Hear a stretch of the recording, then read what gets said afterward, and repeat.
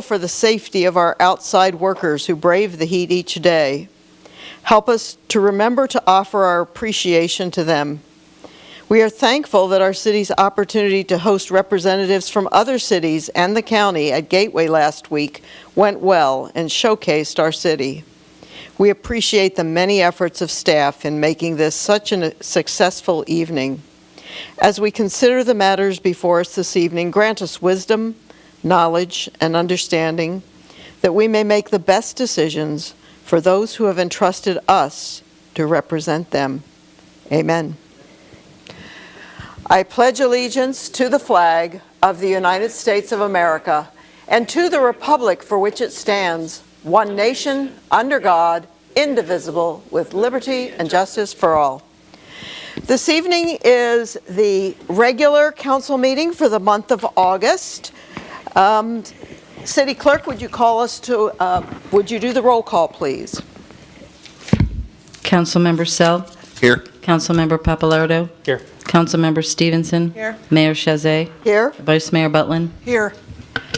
Being the first and regular council meeting of the month, there is time for public participation for any items not on the agenda at this time.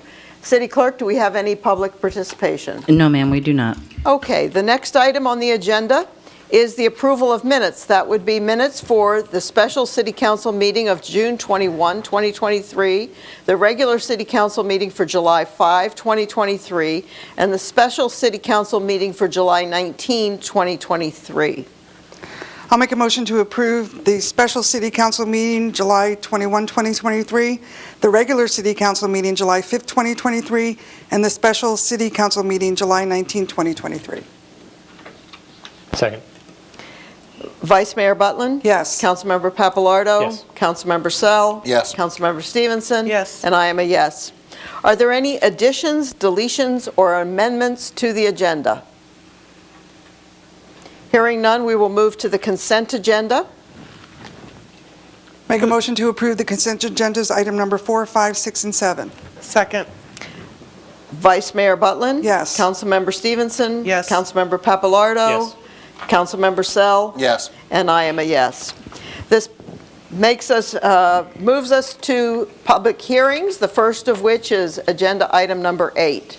The staff is requesting the City Council approve the second reading of Ordinance 07-2023, amending the Comprehensive Plan's future land use map to change the future land use classification of the parcel addressed as 450 South Charles Richard Beale Boulevard from commercial retail and industrial service to exclusively industrial service. City Attorney, would you read Ordinance 07-2023? Yes, Mayor. 07-2023, an ordinance of the City Council of DeBary, Florida, amending the city's comprehensive plan, future land use map, the FLUM, changing the future land use designation of a parcel of land being approximately 4.24 plus minus acres located at 450 South Charles R. Beale Boulevard, which is adjacent to and west of U.S. Highway 1792, South Charles R. Beale Boulevard, east of Shell Road, south of Benson Junction Road, and north of Fort Florida Road, having Volusia County Tax Parcel Identification Number 9004000000110,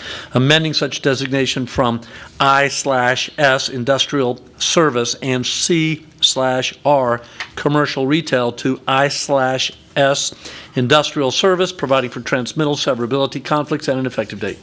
Thank you so much. Thank you very much. I'm Stephen Babb, Growth Management Director for the City of DeBary. This is going to be a two-part presentation. The first part will be the future land use amendment, which I'll present right now. As the attorney pointed out, this is to consolidate the land use to one single land use called industrial service. The reason this came about is an organization called the Florida Public Utilities came forward with the site plan to do a building and some other training apparatuses to improve their level of service and their safety for their workers and for other emergency service personnel. When staff reviewed the project, we realized or noticed that the land use was inconsistent. It had a commercial land use which would be inconsistent with an industrial zoning, and it is a split land use from an older older part of the town which was never consolidated earlier. So this action will consolidate the land use to the industrial service use, and on the map you'll see the, I guess it's a teal-colored inverted trapezoid, which will move it from a split land use to a consolidated one land use. And what is Safety Town? Why this came about?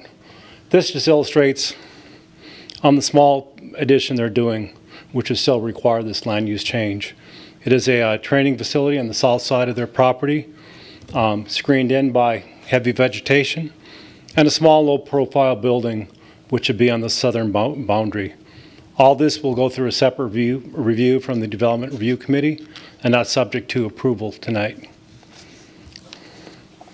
One thing staff is required to do is look at our future land use amendment or section of our comprehensive plan. And for industrial services, there are really 5 criteria we look at. And really what we're looking at here is this land use or type of proposed use that would ever go on this property compatible with surrounding uses in the area? And we do find that this would be compatible with the industrial land uses which are located just adjacent to this industrial service proposed future land use amendment change. Once this goes into effect, we can continue with the permitting for the Florida Public Utilities Company's training site. The proposed amendment we looked at is consistent with Florida state law, which is the Community Planning Act outlined in Florida Statute 163. And also the proposed amendment is consistent and compatible with all other portions of DeBerry's comprehensive plan. The council has heard this and did recommend the first reading, and now we're at the second reading, and therefore, if it's read and approved tonight, it will become adopted. Staff recommends the City Council adopt this. It does still have to have its final VGMC certification, but to date, none of the communities in Volusia County have opposed this land use, and it's a 99.9% chance it will be adopted. And once it's approved by VGMC, which is the Volusia Growth Management Commission, the actual official adoption date will be 31 days from today. Staff will continue to work with Florida Public Utilities for finalizing their site plan and issuing permits. And 31 days from today, we'll update the future land use map for the City of DeBerry. Thank you. Thank you so much. Is there any public comment, City Clerk? No, ma'am, there is not. Councilmember Sell, any additional questions or comments? No questions. Councilmember Papalardo? No questions. Councilmember Stevenson? No questions, thank you. Vice Mayor Butlin? No questions. And I have no additional questions either. As you've pointed out, this is the second reading, and I think we had most of our questions addressed during the first reading. I would entertain a motion if there's no additional discussion. Move to approve the second reading of ordinance number 07-2023, amending the comprehensive plans Florida future land use map to change the future land use from commercial, retail, and industrial service to exclusively industrial service. Second. Go ahead, Jim. Give it to Jim. Okay. Councilmember Stevenson? Yes. Councilmember Papalardo? Yes. Vice Mayor Butlin? Yes. Councilmember Sell? Yes. And I am a yes. The next hearing on our agenda this evening is a quasi-judicial hearing. I'm required by Resolution number 1521 to outline the order of business, even though this is a second hearing for this item, and the same process I outline now will be used in the subsequent hearing, Agenda Item 10, so I will not outline it twice. When we have a quasi-judicial hearing in which the council and mayor sit basically as a judge and jury for the case being presented in front of them, there is, we have a more stringent policy about how we interact and the order of how we address the issue. First, the city clerk will swear in any witnesses. Then there will be disclosure of ex parte communications, if any, by the city council. I will poll each member. Then there will be the presentation of the proposal by city staff, which is limited to 10 minutes. Being a second hearing, I would be surprised if it goes 10 minutes, but they have up to 10 minutes. The applicant then has up to 15 minutes to speak should they choose, and they may reserve any time to address any concerns in rebuttal that was not used during the applicant's case. Any public comment is taken then after the applicant's case, and those comments are limited to 3 minutes per speaker, or groups who get 6 minutes as long as that represents a group of people. The applicant's rebuttal can be 10 minutes plus any reserved time, and then the council, having heard the applicant, the staff, the public, will begin deliberation and questions about the matter and then take any action they deem appropriate. So, the city staff is requesting the city council approve the second reading of ordinance number 08-2023, amending the zoning map to rezone the parcel addressed as 450 South Charles Richard Beale Boulevard from Shopping Center B3 to Light Industrial I-1 and Light Industrial I-1 to exclusively I-1. City Attorney, would you read ordinance number 08-2023, please? Yes, Mayor. Ordinance 08-2023, an ordinance of the City Council of DeBary, Florida, amending the city's zoning map to rezone a parcel of land being approximately 4.24 plus minus acres located at 450 South Charles R. Beale Boulevard, which is adjacent to and west of U.S. Highway 1792, South Charles R. Beale Boulevard, east of Shell Road, south of Benson Junction Road, and north of Fort Florida Road, having Volusia County Tax Parcel Identification Number 9004 00000110 from I-1 Light Industrial and B-3 Shopping Center zoning designations to I-1 Light Industrial zoning designation, providing for severability, conflicts, and an effective date. Thank you. City Clerk, would you swear in any witnesses who will possibly speak on this matter? Do you swear the testimony you're about to give is the truth, the whole truth, and nothing but the truth, so help you God? I do. Thank you. All right, now there will be disclosure of any ex parte communications by the City Council. Councilmember Sell, do you have any ex parte communications to disclose? None at all. Councilmember Pappalardo? None. Councilmember Stevenson? None. Vice Mayor Butlin? None. And I have none as well. So the staff will now begin their presentation of the issue. All right, for the record, I'm Stephen Bapp. I'm the Growth Management Director for the City of DeBary.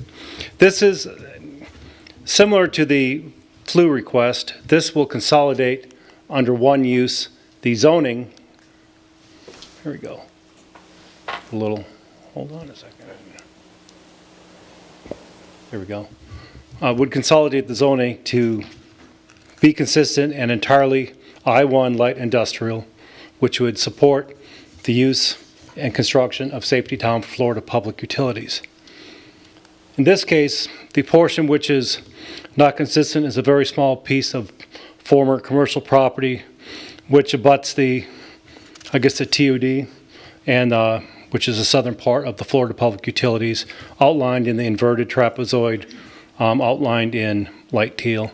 And at the end or conclusion or approval of this, as you see, it'll be all one zoning, which would be the I-1 zoning. Once again, Safety Town. I showed this on the flu, but just for the record, it's a small, very small site on the large parcel, very obscure by vegetation and very non-intrusive to the community.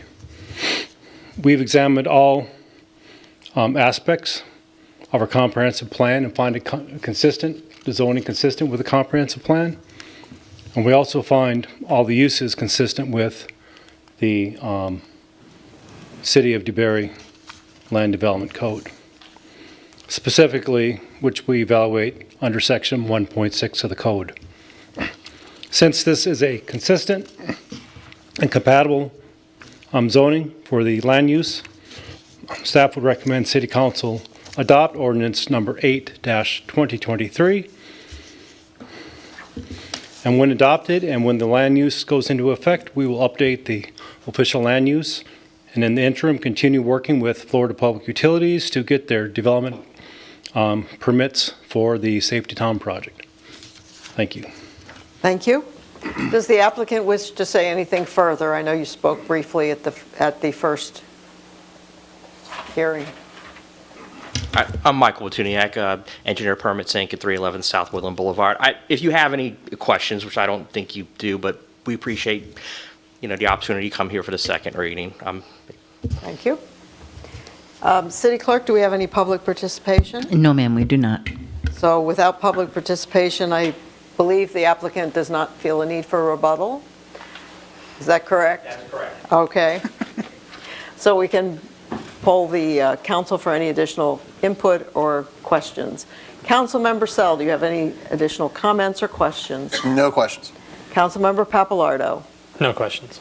Councilmember Stevenson. Nothing, thank you. Vice Mayor Butland. Nothing, thank you. And I have no additional questions at either. I would entertain a motion if there's no further discussion.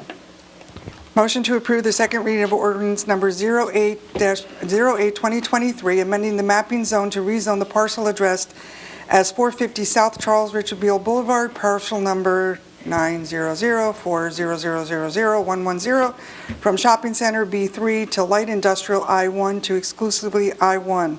Second, Vice Mayor Butland? Yes. Councilmember Stevenson? yes. Councilmember Papalardo? Yes. Councilmember Sell? Yes. And I am a yes. The next item on our agenda is a staff request of the City Council to approve the first reading of Ordinance 09-2023, amending the development agreement of the DeBary Town Park Transit-Oriented Development Project to add certain waivers to Exhibit C with a proposed amendment by staff.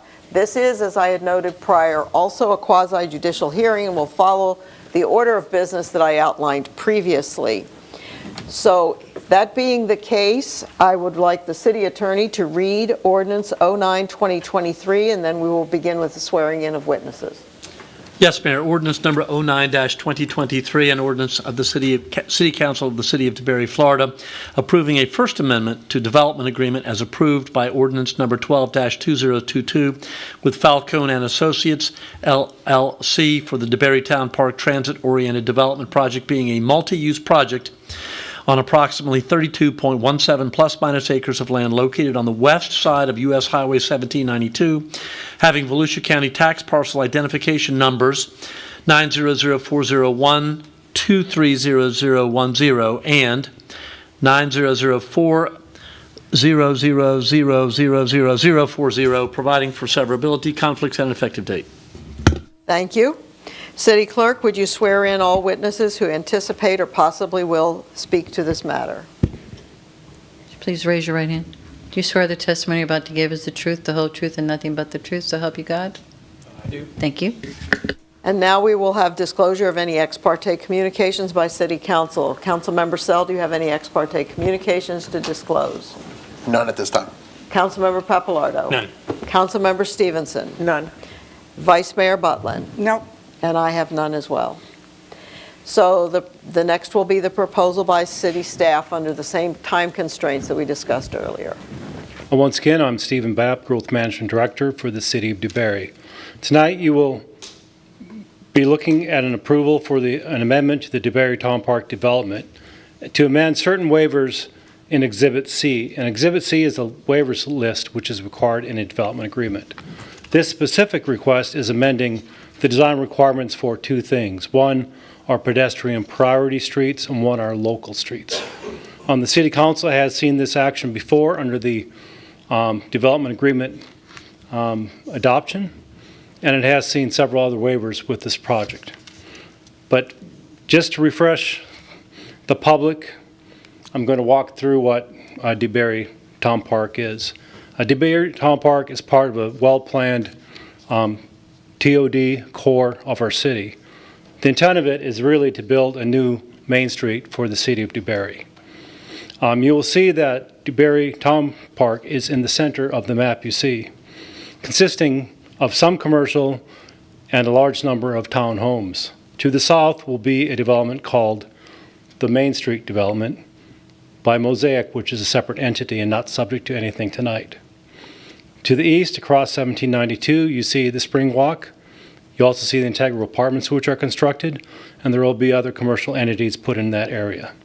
But tonight, the focus will be on the DeBerry Town Park development, which will be joined by a bridge to the southern part, making it a consistent development west of 1792 and south of Benson Junction and north of Fort Florida Road.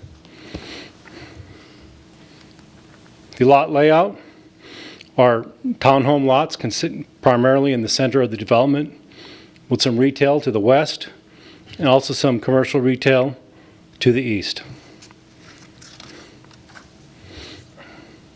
Shaw Road, which is the heart of the development, will not be adopted or amended tonight.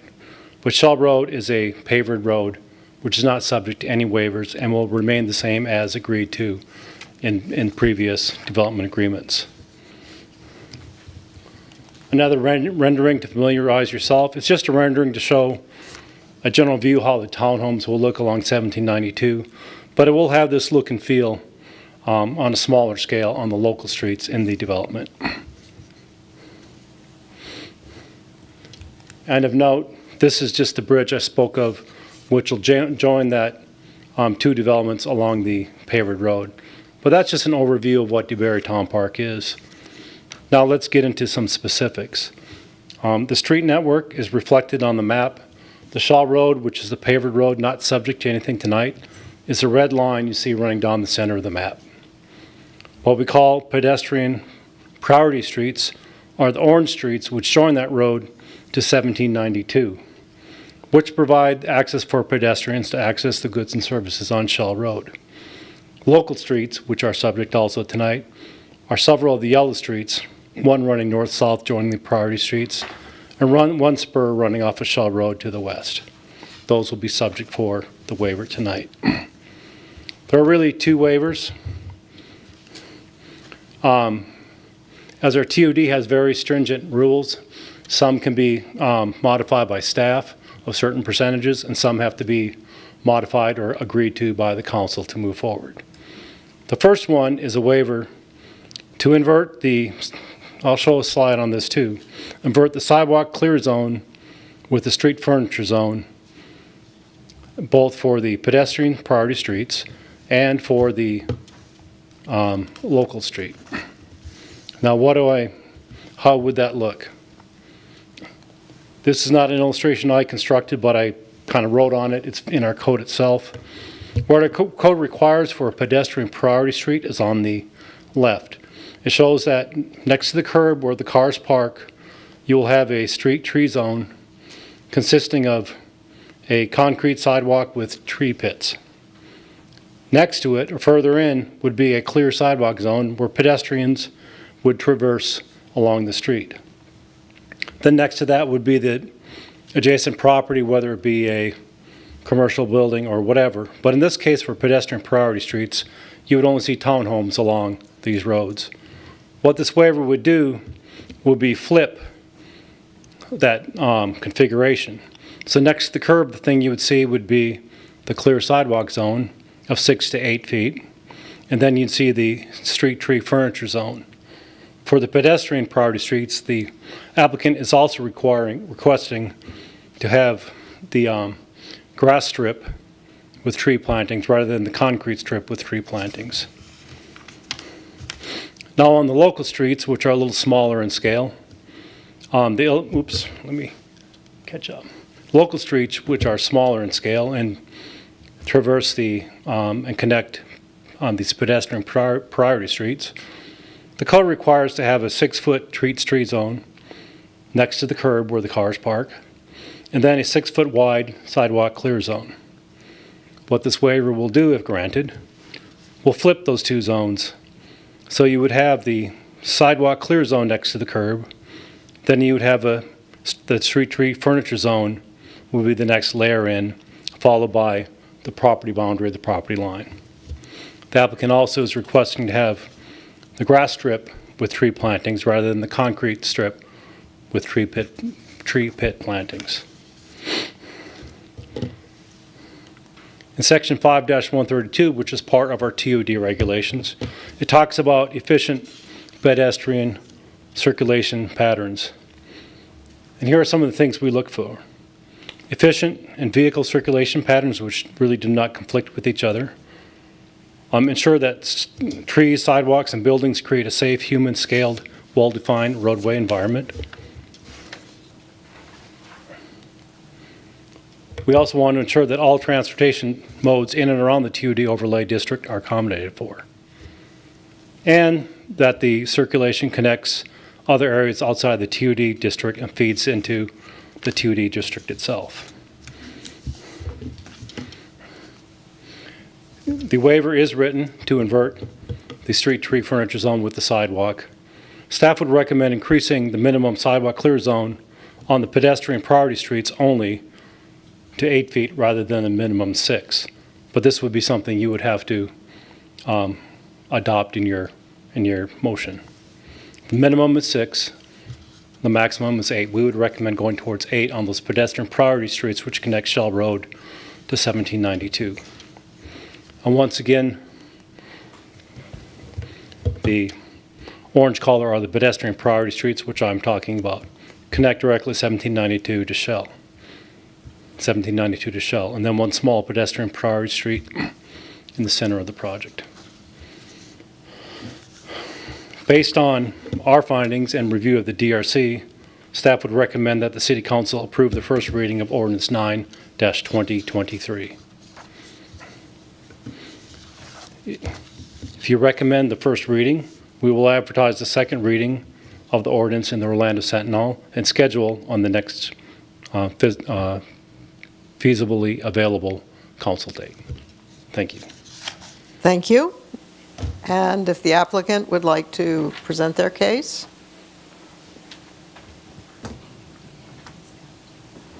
You have 15 minutes. Thank you. Good evening. For the record, Mark Watts with the Cobb Cole Law Firm, 231 North Woodland Boulevard, DeLand, here with our client and our project engineer this evening. Primarily here to answer any questions you might have. I would request, we did note the request to increase the additional sidewalk width to 8 feet. I don't think with regard to our overall site we have room to do that. Everything is very tight now. We're happy to talk to staff to make sure we clarify that between now and second reading. Otherwise, we have no comments or questions. This is really otherwise just a cleanup. What you see with regard to the configuration that's being requested under the waiver actually was included in the street profiles that were attached to the original development agreement, but were not called out specifically in the waiver list. And so this is really just kind of cleaning that up so that it's called out specifically in the waiver list. But again, the 8-foot point we do need to discuss with staff, because I think that's, given the number of streets that are at issue here, it shifts the entire site around. So we do need to follow up with them on that, but we're otherwise in agreement with the recommendation to approve and move forward. So. Would either you or staff like to clarify why we are flipping the sidewalk next to the curb? We get our project engineer up here to respond to that. Chad Moorhead, Mad Moorhead That was what was Stokes. missing for me out of both cases. Yep. Why? I was here originally. I believe we actually came through first with the waivers, and then the developer's agreement was done afterwards. But the reason is that when you step out of your car door, you're stepping on a sidewalk and you're not stepping on grass. Okay. It just, in my mind, if I'm stepping out into wet grass, I'm not going to be happy. So that's really the thought behind it. That's always been the thought behind it from the first day we brought our layout in. Okay. And I'll just add to this from the non-engineer standpoint. I'll tell you, one of the things that I hear consistently at a lot of different jurisdictions is that having the street trees planted in closer proximity to the actual travel way, you ultimately get uplift with things like roots and things of that nature from the street trees, and it creates a long-term maintenance issue with the roadway. So by pulling them back, still may be an issue with the sidewalks, but you're not then dealing with it both with the sidewalk on one side and the roadway on the other. If you've driven through different parts of Orlando where they've got brick roads and things of that nature, you can see kind of how that uplift occurs over time based on the routes. This will let that be pulled back on the backside, as Chad indicated, give you a place to step out from your vehicle onto a sidewalk, but also have the additional benefit of not potentially having uplift on both the sidewalk on one side and the roadway on the other, the root issues would be confined over to the sidewalk maintenance long term. So I think that's the other point. Thank you. City Clerk, do we have City any? manager. City Mayor, Clerk? Oh, City Manager wants to speak. Mayor, I think it might be appropriate if the documents say 6 feet at this particular moment in time, I would recommend we'll just go ahead and approve 6 feet, and by second reading, we'll make that clarification of whether to move those pedestrian streets to 8 feet or not. We'll negotiate between now and the second reading with the, I don't want to hold up this first reading just because of a technicality between 6 and 8 feet. We can go ahead and approve 6 feet tonight, and then we'll negotiate with the property owner and come to a final conclusion. Okay, it's my reading is that it currently says 6 to 8 feet. That covers both, and you can hear from the council in comments what their encouragement would be. How's that? Just let it like it's written, 6 to 8, and you will hear feedback from the council, and then you can do this between first and second if that suits everyone. City Clerk, do we have any public participation? No, ma'am, we do not. All right, Councilmember Sell, questions and comments? The mystery of the inversion has been solved, so I'm happy about that. I don't want to get in the weeds tonight over the 8-foot sidewalk and handle that at a different time. But otherwise, I understand now why you guys are inverting it. Makes perfect sense. Thank you. Councilmember Papalardo? I don't have any further comments, thank you. Councilmember Stevenson? Yes, can we go back to the slide where you have the picture of the street and the sidewalk? Certainly. Okay. So when I look at this with the trees, if I was a pedestrian, I feel like having the tree between the road and the sidewalk gives the pedestrian like a more enclosed walking space, which was what we had somewhat envisioned, correct? Yes, that is correct. It would give more of a sense of scale. And as far as these pedestrian priority streets, are these going to be with a line down the middle where golf carts would be on the sidewalk, or is it going to be a non-lined street, with the painted arterial road, yes, where they're riding on the street?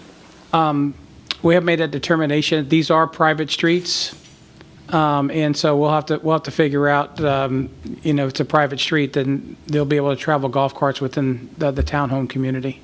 Right, but I'm looking at the roads. It's going to be going from Shell to 1792, which kind of feels like it would be an arterial type of road that would have lines down the middle. You're correct, yeah.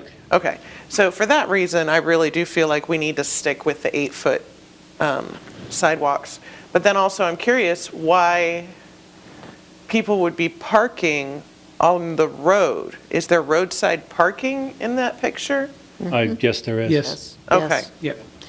The 280, or this portion does have curbside parallel parking. Okay. Yep. Oh, And well, that makes with sense traffic then. bump outs, if you've been to downtown DeLand, there, Woodland Avenue, that's what it would kind of look like. All right, so since there is roadside parking, it does make sense to go ahead and flip the sidewalk closer to the road. I understand that. But if we are having these as arterial roads, I really do think we should have the sidewalk wide enough to accommodate comfortably pedestrians and golf carts. And that's my comments. Thank you. Vice Mayor Butland? Yeah, real quick, Stephen, don't go anywhere. Question on the trees. What type of trees are allowed to be planted here? Because I live in a community that trees were planted in the wrong places, and my driveway goes like this, with pavers. So I'm concerned that eventually this will deteriorate or trip hazard the sidewalks the further closer to one way or the other. What are the trees that are going in here? Do we have a list? Do we know? Do I currently have a list of which trees are going in there? No, but we are working on that list. I understand what you're saying. There are some trees that do tend to buckle sidewalks. One is the American live oak, which grows very large in size, has a big root system, which pushes trees up. But we're looking at other alternatives, maybe like elm trees, or other ones that do not have as obtrusive of a root ball. Okay. Please note for the council, we are under engineering review and landscaping review, and we are making those comments back and forth with the applicant. I don't know if the applicant wants to speak more on that issue or not, but that is what we're looking at. When you're doing the preliminary, that's kind of the things I'm looking for, because I Right. don't know. I've seen it, Right. and I don't like it, and I don't want to see it in other places. Right, Mark?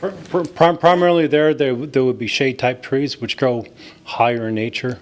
There may be some along 1792 which may be a smaller understory tree based on whatever geographical or engineering type restrictions, but mainly shade-type trees along there. I'm glad you're still Maybe working. elms, maybe Yep. something. Thank Not you. sure yet. Yep. But there's a long list that the city has, an approved list, so. We'll talk trees. Yeah, Talk trees, I'm not Mark. qualified to talk trees other than to say, I'm sure we can work that out and make sure that there's something, what comes to mind for me is, I live in downtown DeLand, Stetson University. There's a small strip of planting area between the road and the sidewalk with live oaks along it, and you can constantly see the uplift on the sidewalk. So we understand what we're trying to avoid here. Okay. So we'll work with staff on that.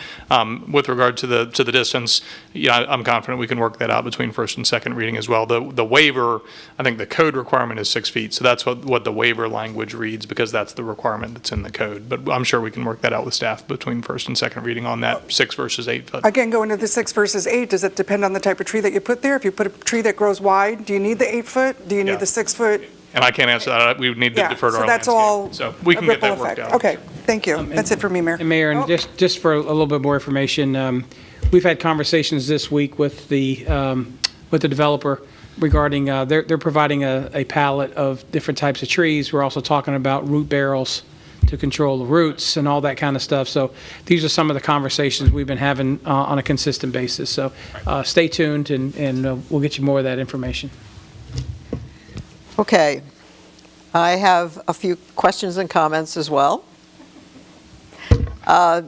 First off, what hasn't been mentioned so far is the changing from the concrete with the trees in the tree containers in the concrete to grass.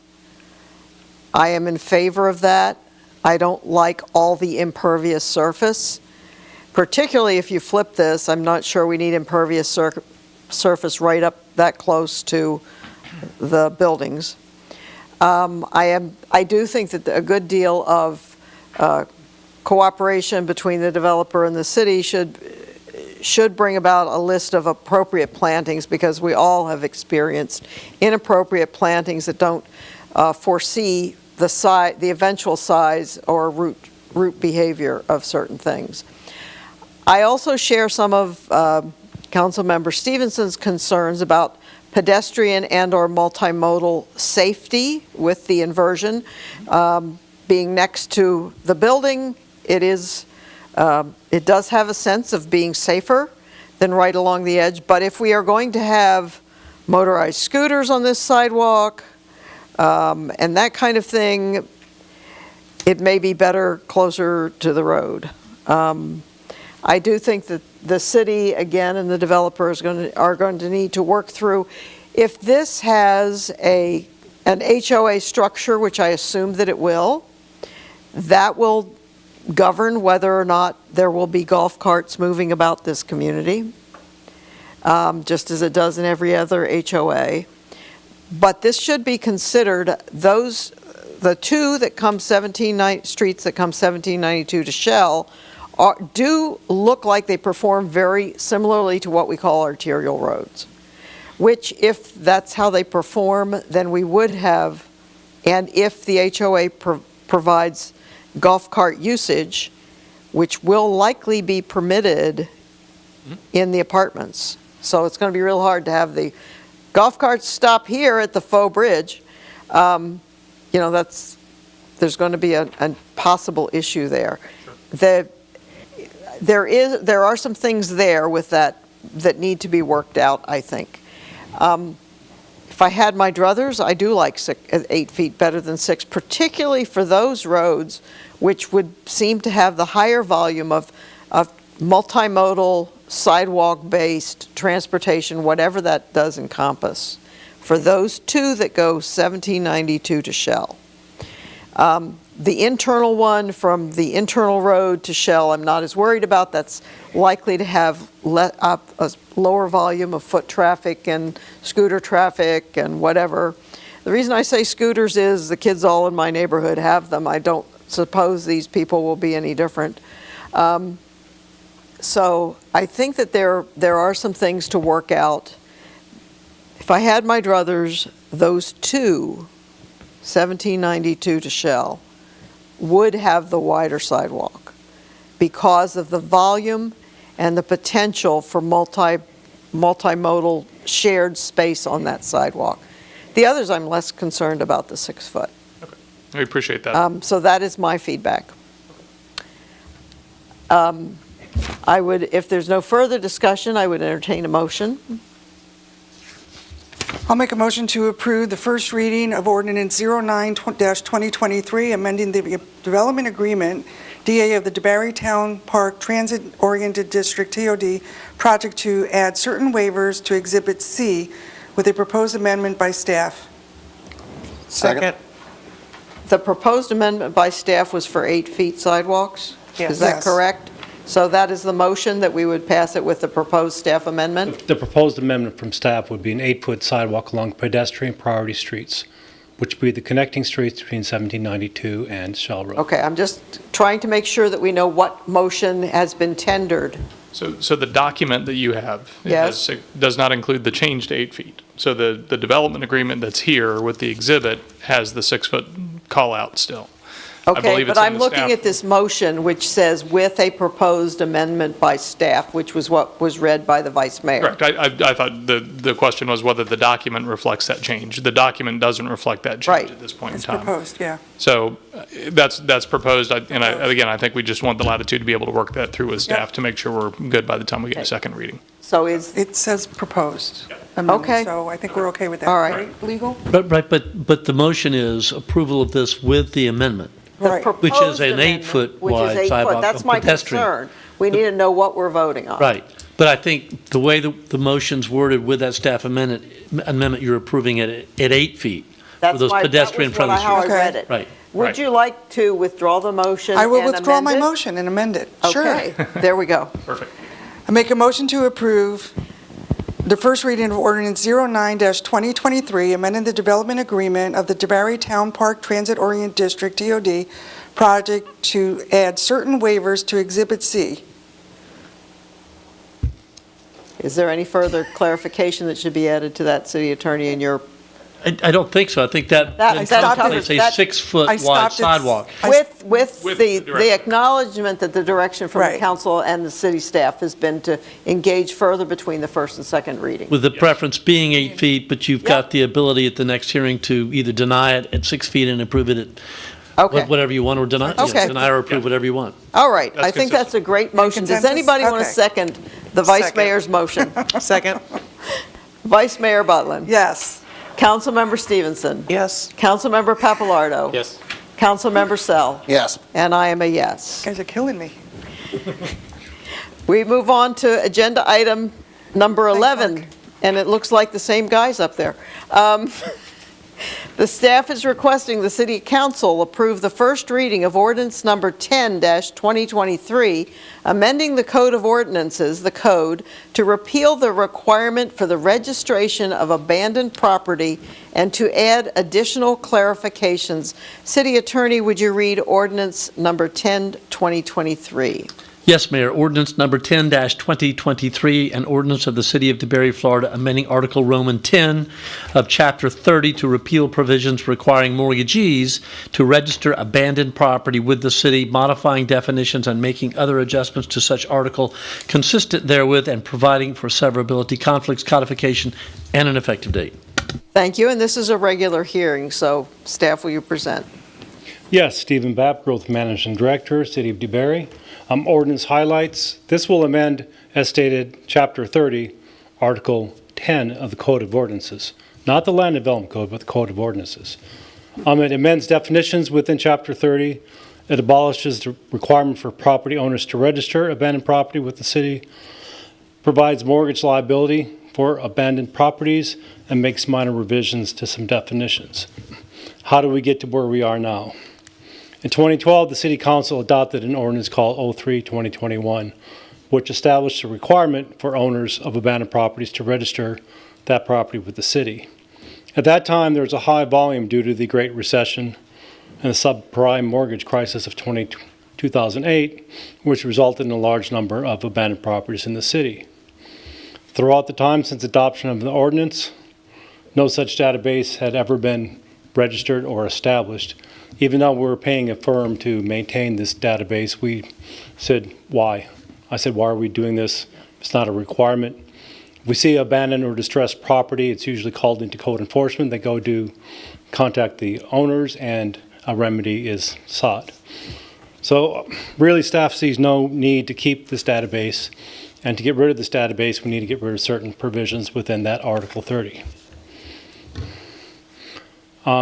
Section 300 would amend and change the purpose and intent of Chapter 30, putting the bearance of lack of maintenance and security of abandoned properties on the property holder, and while still maintaining and eliminating blighted properties throughout the city.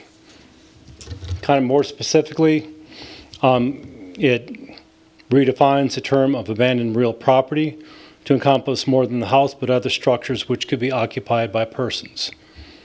Accessible property also refers to terminology to remove the word property. The definition would be revised to add structures, dwellings, or other units. And also, abandoned real property would include things to take care of things such as squatters in an old building, which maybe the property owner lives in Phoenix but has a property here and people have moved in. Even though there's human beings in there, it's really technically going to be abandoned property. So Section 30-303, which says the city will maintain a database, will be struck out in its entirety, and words will be added to put the bearance of the maintenance responsibilities on the title holder or person to whom title is granted in lieu of foreclosure or similar instruments.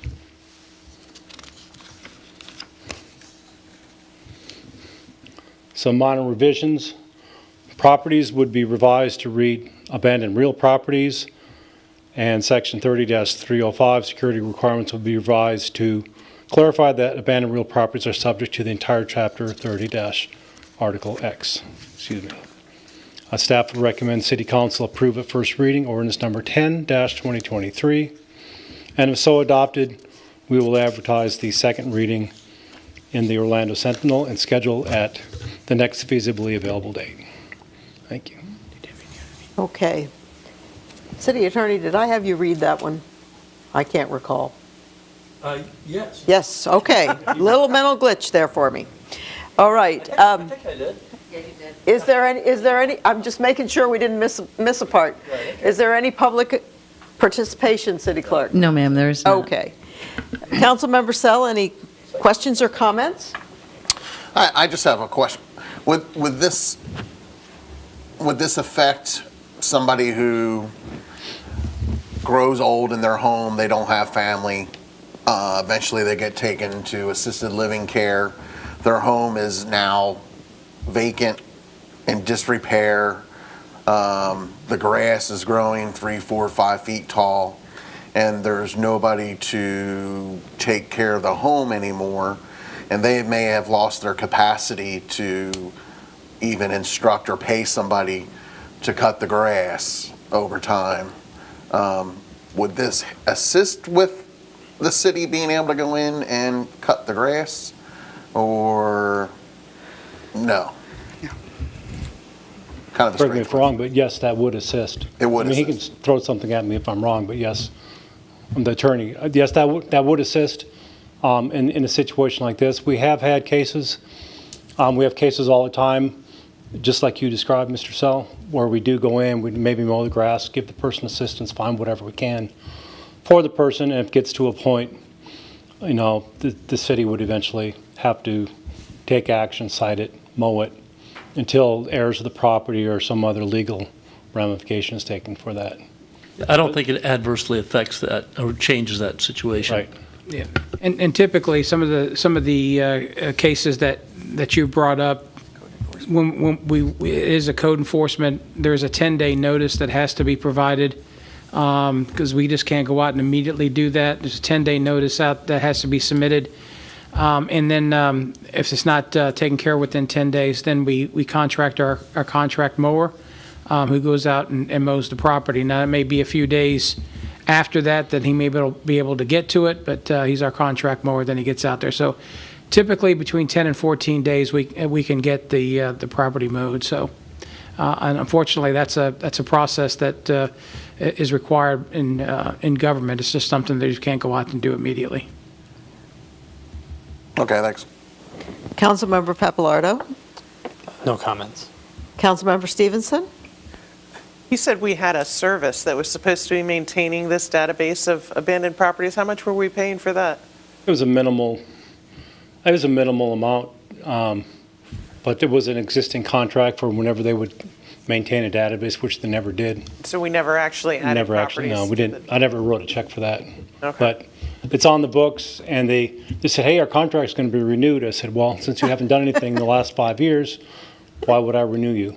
This makes And so sense. that's where we are. Get rid of that requirement so we can't be badgered by it Thank you. and put it behind us. Vice Mayor Butland. I love these housekeeping ordinances, or whatever you want to call this. It keeps everything nice and cut and clean cut, I should say, so it eliminates that. Thank you very much for bringing this to us. I'm also supportive of cleaning this up. It is an ordinance that is no longer needed. The market is vastly different. And I think some of the new wording might be actually helpful for us moving forward, particularly making it clear. We have properties with many sorts of dwellings on them or structures, and changing the language for that to be more inclusive gives us some, I think, a greater basis for acting, even if it's somebody that's moved into the shed instead of the house. So I'm supportive of that as well. If there's no further discussion, I would entertain a motion. Motion to approve the first reading of ordinance number 10, 2023, amending the Code of Ordinances to repeal the requirement for the registration of abandoned property and to add additional clarifications. Second. All right, Councilmember Papalardo? Yes. Councilmember Stevenson? Yes. Vice Mayor Butland? Yes. Councilmember Sell? Yes. And I am a yes. Next, we could move on to new business. Agenda item number 12. The city manager is requesting the city council approve the First Amendment to the restated interlocal agreement for provision of municipal fire services by the City of Orange City to the City of DeBary, Florida. Thank you, Mayor. I don't have the clicker. Yeah, let me get it real quick. As you know, go ahead and flip it. He's getting Okay. Oh, I have to give you the mouse. And that doesn't always work. Thank you, Mayor and Council. Just wanted to, it's that time of the year. Obviously, we start looking at our services contracts and everything else. As you know, we have a current fire station, station number 33, which remind you that we paid off all debt. It's free and clear, so that's ours. And we're working on a second fire station number 39. And so in working with the Orange City city manager and the fire chief who's here tonight, of how we transition over with our fire services. First, obviously, this amendment deals with a fire inspector with the vehicle. I mean, the work for fire inspections has gotten very voluminous between Orange City and DeBary. The growth and the number of businesses that are being moved in, trying to do all these fire inspections on a continuous basis, the workload just got too voluminous. And so we had split that fire inspector over the years.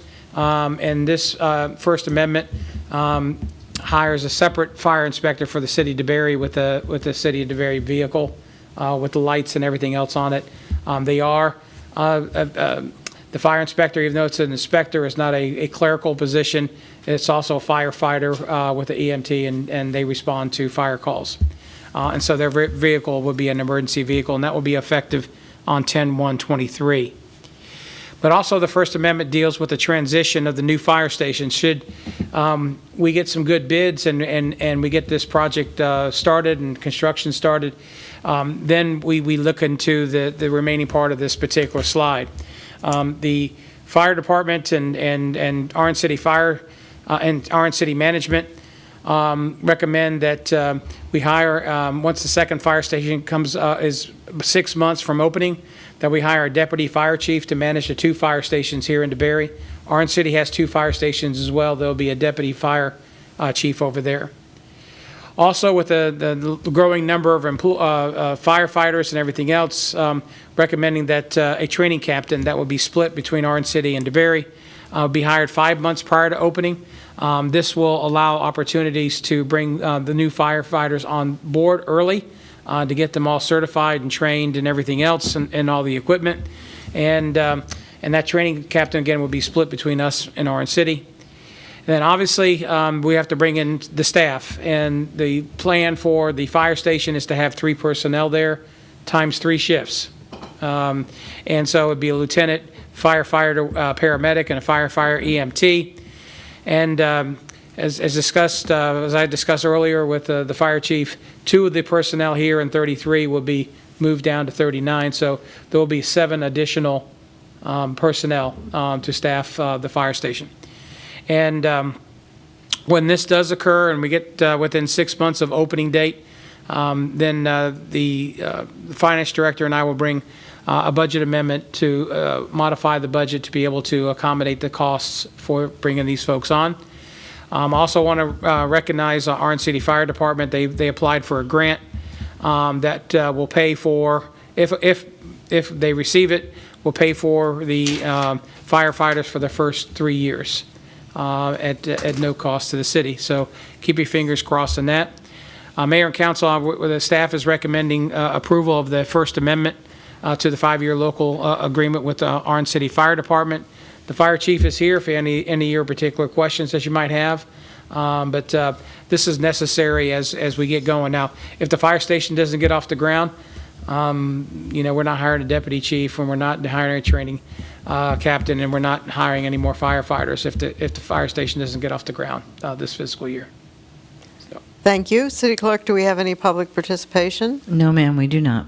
Okay, Councilmember Sell, questions and comments? No comments at this time. Councilmember Papalardo? Thank you for describing that this is contingent on those bids being coming in favorable, as well as the time out ahead of completion. I think this is very important that we continue to provide sufficient level of service. Thank you. Councilmember Stevenson? Yes, I think this is a good plan, and thank you guys for applying for that grant. Hopefully, things keep moving forward for everything. Vice Mayor Butlin? I'm going to put Chief on the spot. Can you come up, always, can you come up and explain what the insurance implications on the homes is on having a second station? So, as you know, we factor a lot of things that we do on the ISO rating, which is the insurance rating. Currently, we're an ISO of 2. We just had a inspection done last year. We maintained our ISO of 2. We were, if I remember correctly, we were 5 to 7 points away from an ISO of 1, and the majority of that was because of staffing, water supply in the city of DeBary, and the overall response times for the city of DeBary. So knowing that we'll be putting a second station and cuts the response times down to almost half to the south and to the west part of the city. It also gives us additional staffing, which we were short on for that grading component. So I can't say that we'll get a 1, but it gets us way closer to a 1, which is something that really, a lot of departments don't have. So. Well, I'm hoping these bids come in good and we can get this started and get the people down that way, especially, or anyone in DeBary, in ISO 1. Well, regardless of the ISO rating, with the huge growth that the south end of the city is going to see over the next 2 to 3 years, it's really important. So. I like being proactive, so thank you. Good. Thank you. I have no substantial additional follow-up questions. Having lived on that side and had higher insurance before we got a water line in, I welcome any additional help. Because we were over 5 miles from the existing station, and that is an insurance barrier. It kicks you into a higher cost policy. So that's an important side benefit, which I'm glad the Vice Mayor brought up. And I agree with the others that we need to plan ahead, and this looks like a reasonable plan, subject to each of the components falling in line. The idea that we just identify how much prior to opening, to me, is attractive, because construction being what it is, even if we get a go-ahead, you won't know until the project's well underway what the tentative completion date is. So I think it's a good plan. If there's no additional discussion, I would accept a motion.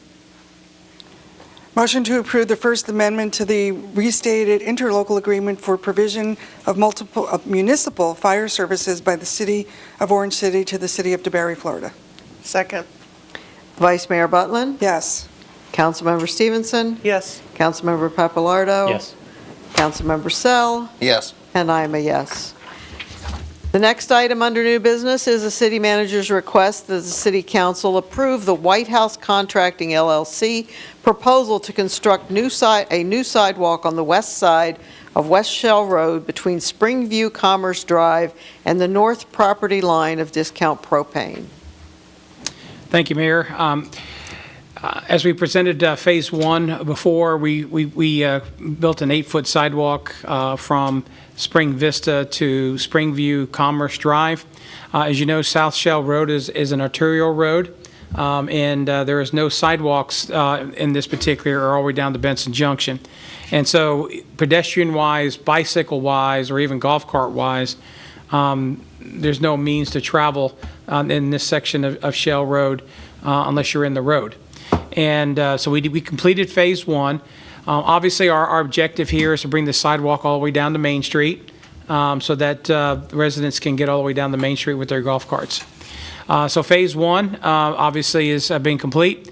Phase 2 is from Springview Commerce Drive to the north property line of Discount Propane. Reason why we did this at Phase 2, we had to work with Duke.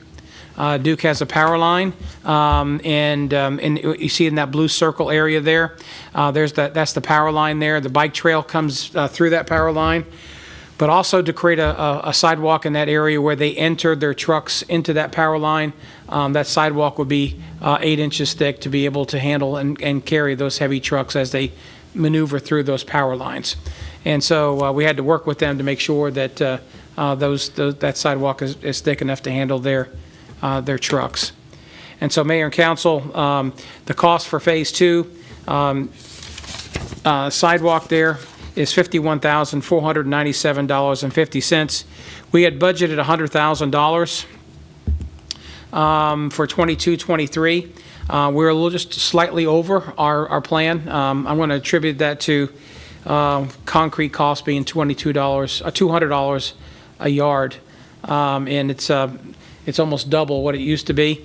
And but we do have money in the sidewalk maintenance in this fund, and we would transfer, do a budget transfer from the sidewalk maintenance of $7,990 to cover the Phase 2 cost of $51,497.50.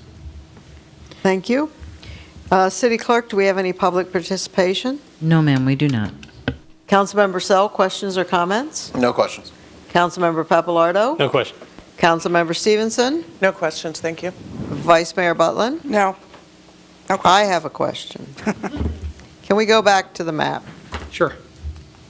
All right, so we have the Phase 1 sidewalk on the east side of South Shell Road, and Phases 2 and 3 are on the west side of South Shell Road. So this assumes that there will be a crosswalk at Springview Commerce? Right. Yes, Mayor. Because that's not shown here.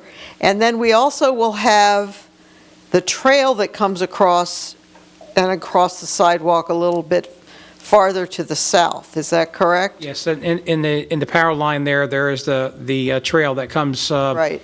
perpendicular. So the sidewalk will be level with the trail in that section.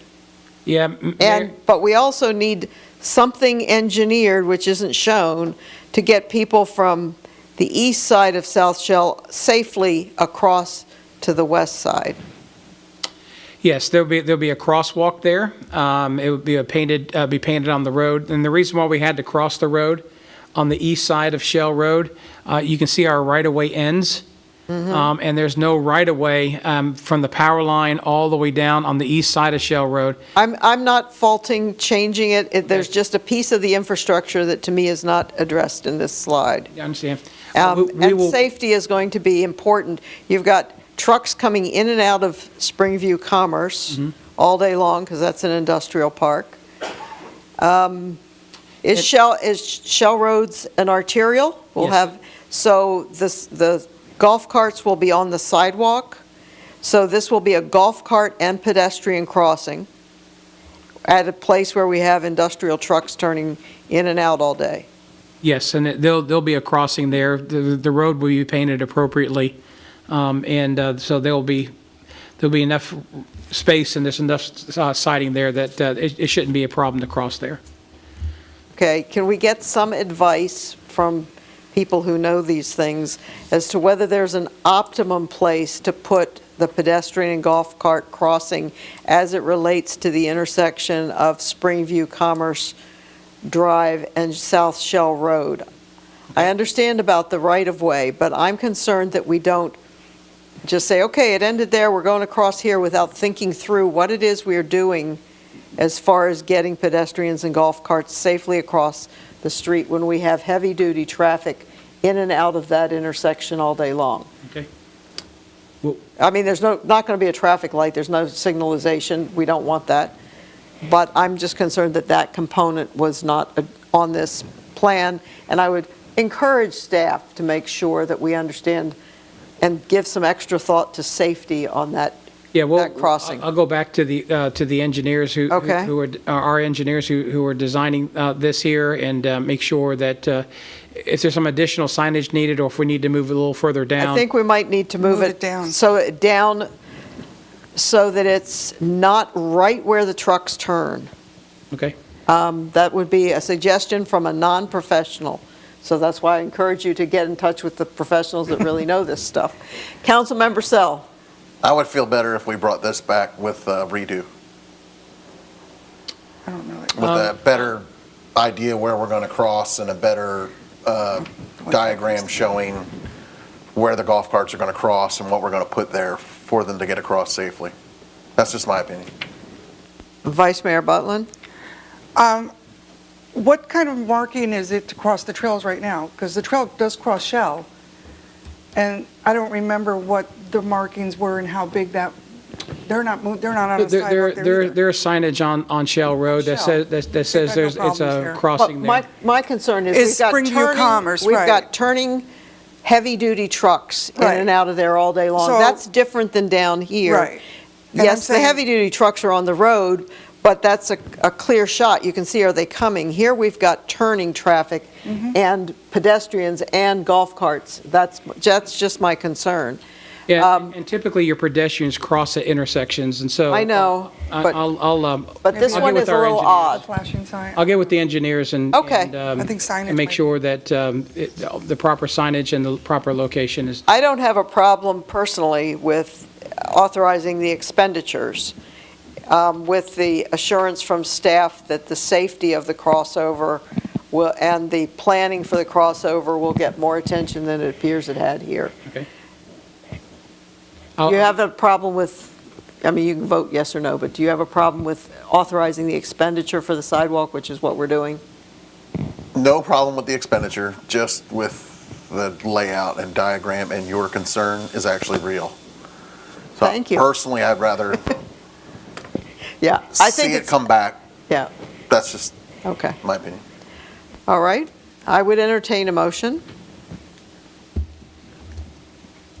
And I can certainly, meet with you one-on-one to show you the plan there and meet with you one-on-one, make sure that everybody agrees with individually, where it goes.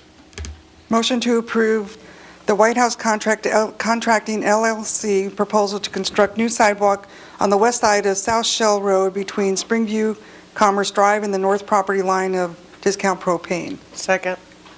Vice Mayor Butland? Yes. Councilmember Stevenson? Yes. Councilmember Papalardo? Yes. Councilmember Sell? No. And I will be a yes. All right, this moves us to member reports and communications. Councilmember Sell? Do you have anything to report? I just want to thank everybody who was involved with our League of Cities dinner at Gateway. I don't want to take up all your time. I know you guys are going to brag about it, but I got a lot of compliments and questions about our Gateway Center. I was really surprised by that. I had some people come up to me and tell me that it ran flawlessly. They were very impressed, and I think it was a win for the city of DeBary. I think so, too. Councilmember Papalardo? I also attended League of Cities dinner this past week.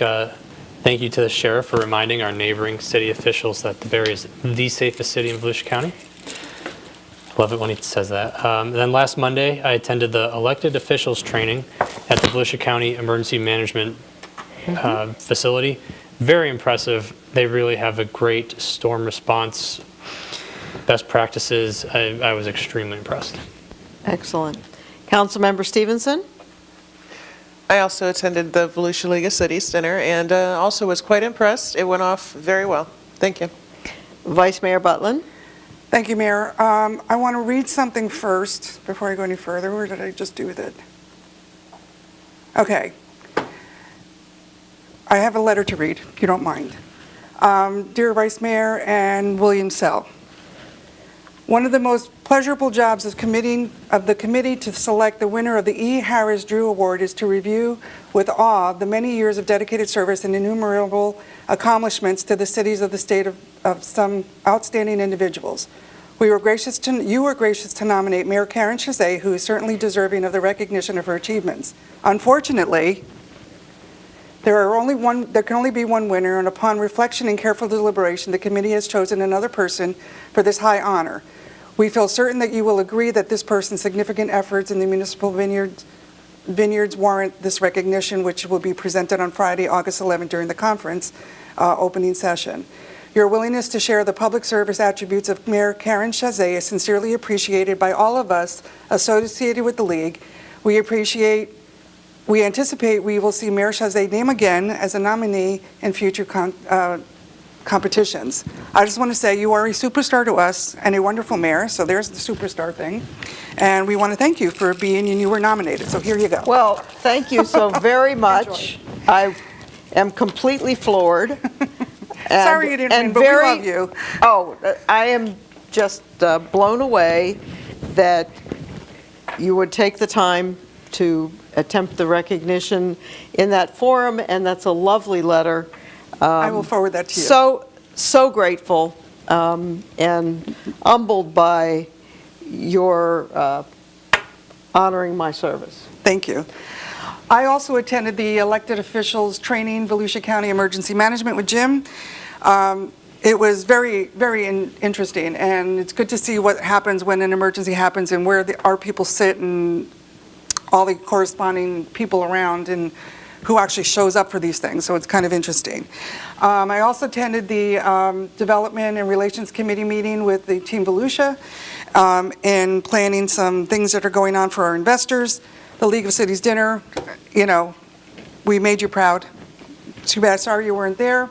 Yes. On Monday morning, Carmen, Shari, and I attended the Office Octane with the DeLand, I'm going to get that messed up, DeLand Area Chamber and Greater Volusia. Greater Volusia. I'm sorry. Yeah.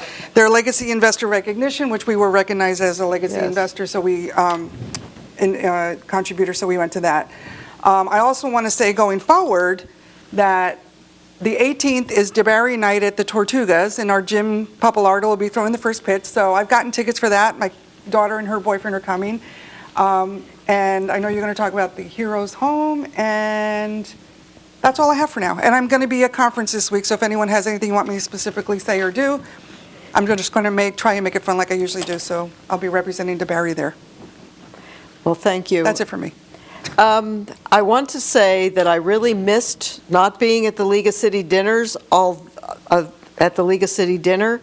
I was very proud of the Vice Mayor for stepping up and being the host for the event, and for all the work that the staff did and the rest of the council to make this such a successful event. I got positive feedback in Alaska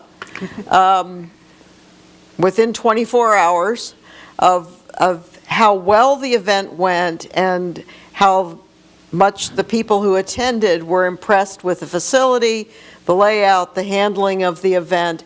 And it's one more time that DeBarry has shown in an environment of their peers, and it's very rewarding to see the city develop to where we can get that kind of recognition. We can honestly put on that kind of quality event. It was wonderful. Thank you to our sponsors, including Fishback Dominic and Kimley Horn, who's not here. So there is that. There are a few things coming up this month. I will not be able to be on the 18th at the event. I will be out of town that day. But on August 22nd, we do have the key ceremony for the veteran who is receiving the home in Rivington. And things started around 8 a.m. and wrap up close to noon, with a short parade from the activity center to the home, various speakers and other parts of the celebration. I would strongly encourage you, if you have the time available, to take part. I have met the Cables. They're a wonderful young family and will be a great credit to our community as residents, I'm sure. Also, I would note that the sheriff has added a DeBarry meeting in his series of meetings in reference to online safety for children and adolescents. And this is a real concern. I know of all the parents in our neighborhood and for all of us, because the internet activity, which most of us didn't have when we were growing up, really exposes our children to a lot of risk. And we have seen some of the fallout here in DeBarry. When a child is inappropriate online, or when our children are also vulnerable for those who would approach them online. So I think it's important to support that. I believe that's August 28th. So those are two things coming up. Tomorrow I will take part in a ribbon cutting for a new DeBarry business. It's on Summer Haven. It's collaborative title. And I believe it is the Hispanic Chamber that is holding that event. And then I did have some interaction this week with an eco-tourist who has begun coming to the DeBarry Sunrail with his bike to go on the trails and explore the entire area. And he had some very good suggestions. Some of his suggestions are ones that I don't think we can incorporate as we develop there, but I had a good back and forth with him about the safety of bikers at Fort Florida in 1792, clear signage to get to the trails, shade along the sidewalk, which I assured him would come with the developments that we discussed tonight along 1792 between Sunrail and the trailheads. So that was encouraging to see that what we often hear the city manager mention in presentations about the people that will all come to DeBarry on Sunrail. We actually have one such individual who has begun doing that. He says that at the current state, he couldn't recommend it to his other biking friends because of some of the things that he thinks need to be developed, and I would agree with him on some of them. But it is a good sign, and it was an encouraging exchange with someone that's already doing what we expect will become much more common as some of the developments are completed. City Manager. Thank you, Mayor. I got a few things. Just wanted to update you on a couple projects. The West High Banks construction is nearing the end. All the pipe is in the ground. We will be closing the road overnight on August the 7th.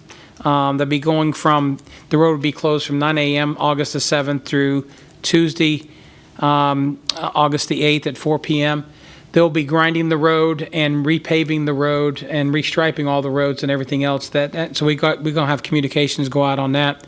But they're putting in the curbs and sidewalks now along the southern side, and so you now start to see the shape that it comes in. So the pipe was a big challenge, and there was a few surprises underground, but we got through those. The second project is something that we've been waiting for almost 9 months to a year, and that is the repair of the Volusia County sewer line on North Pine Meadow Drive. We've been waiting 9 months for the part. I say part, but it's a manhole with pipes and everything else. It's been kind of slowly sinking, and they had a metal grate over it, and they've come back a few times to make sure. But this manhole is right in the middle of the intersection of North Pine Meadow and Glen Abbey Lane. And so we got notification, and one communication went out today that the road of Pine Meadow and Glen Abbey, that whole intersection will be closed for 16 days. It's a major construction. There'll be electronic signs 7 days in advance. There's easy ways to get around there. People who live on Glen Abbey Lane can circle around and go out Soft Shadow, or they can go out Alexander Woods in that direction. And North Pine Meadow still has the access towards the front of the subdivision. So as far as getting around, it's not going to be a problem. It's just going to be a nuisance. And Will there be signage at Enterprise? there will not be. Because there are people who routinely use that to go from Enterprise to 1792, much to the chagrin of many of the neighborhoods. I'll check. But we don't need people to start at Enterprise to come in who are not familiar with the neighborhood, hit a roadblock and not know where to go. That will take an inconvenience and make it even worse for the residents. I'll check the management of traffic. In the publication that went out today, the management traffic plan is in there. I'll double verify whether or not there's Great. signage on Sorry to Enterprise. interrupt. But again, it's the work will be from 7 a.m. to 5:30 p.m. for 16 straight days. It is a major project, very, very deep, and the whole road will have to be pulled up and then repaved. August 23rd is our council meeting, August 23rd. We'll have a short council meeting, and then the last agenda item will be the discussion of the budget and workshop. And so we'll be able to go as long as you want in that meeting. So we'll have a short council meeting and then really get into the budget and budget discussion. You have in front of you a letter that we received this afternoon. Unfortunately, they need a quick turnaround. It's for the fiscal year 22-23. It's not on the agenda, but it doesn't affect the DeBerry money, and it doesn't. None of this is DeBerry money. It's the Edward Ryan Memorial Justice Assistance Grant, which short term is JAG, the JAG grant. It is awarded by the state of Florida Department of Law Enforcement, and it's managed by the county of Volusia. And in order to get these funds, they need the majority of the cities to agree where the county is going to allocate these dollars. You may recall 6 months ago they had some we approved this. They had some adjustments. One entity for last fiscal year defaulted, and then we made some adjustments. But this year, for fiscal year 22-23, they're recommending to SMA Healthcare Inc. $110,782, and the house next door $36,928 for a total of $147,710.